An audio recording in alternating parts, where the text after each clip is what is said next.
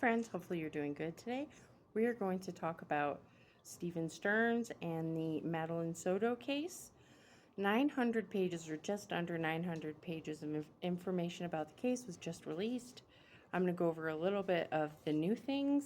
In interviews with Madeline's friends, they say that her menstrual cycle was late in January and that they don't know about it after that.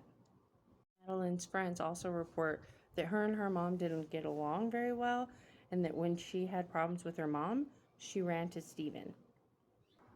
There's also been reports that the night of the incident, her mother had told her that she needed sleep and that they needed to go sleep in another bedroom, but just not a regular other bedroom across the hall. They had to go upstairs to a bedroom that was secluded. Doesn't make sense to me. The things that would happen to Madeline were extremely frequent, and I don't believe there's no way that the mother didn't have some sort of an idea what was going on. And it is possible that she was jealous of the attention Madeline was getting, or somehow resented Madeline for looking like her dad and or acting like her dad. In one of the interviews, Madeline's mother referred to her in past tense, which makes me believe that she knew that she was no longer alive when she was supposedly missing. Now, look at her face in this particular video.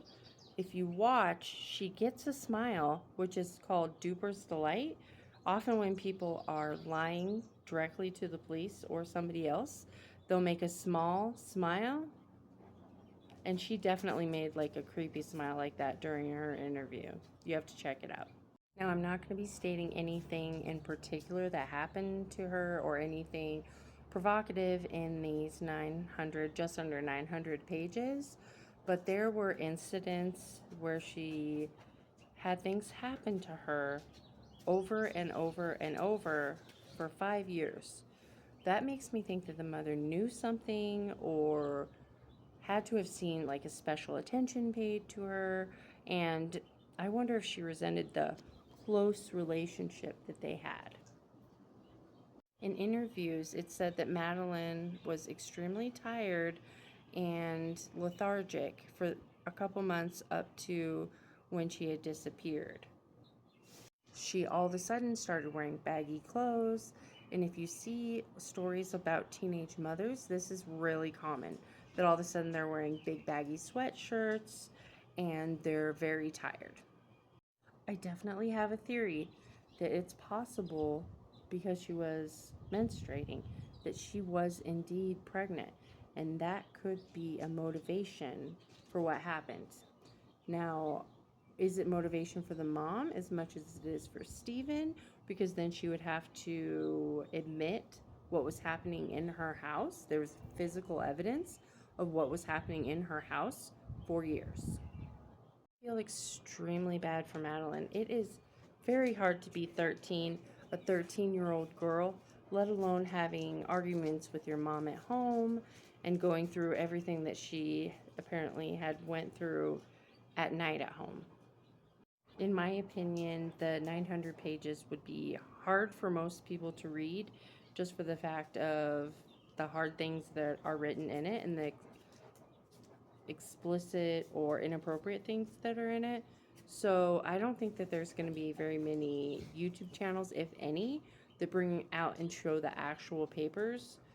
Evidently, in interviews, Madeline's friends say that they were not told about the abuse, but that she argued with her mom a lot and wasn't always happy at home.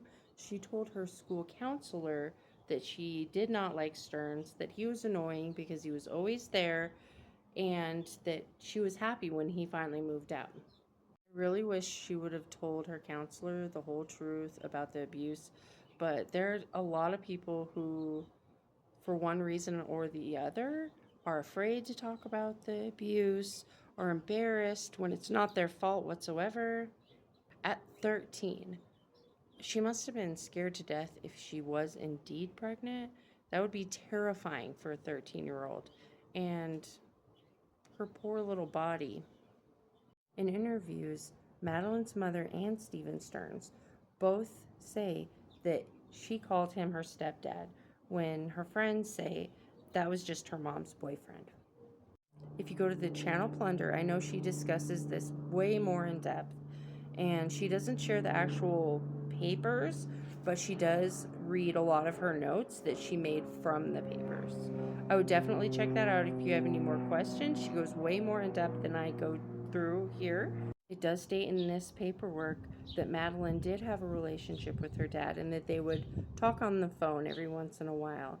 But she wished that she could go live with her dad, and for some reason she couldn't. Also, some of the information provided states that Stephen Stearns moved Madeline from the front seat to the trunk, and that her mouth, while she was riding in the front seat, was left gaping open before she was put in the trunk. I have a lot more information on this whole situation than they've let out, and I think they have some rock solid information on both of the parents.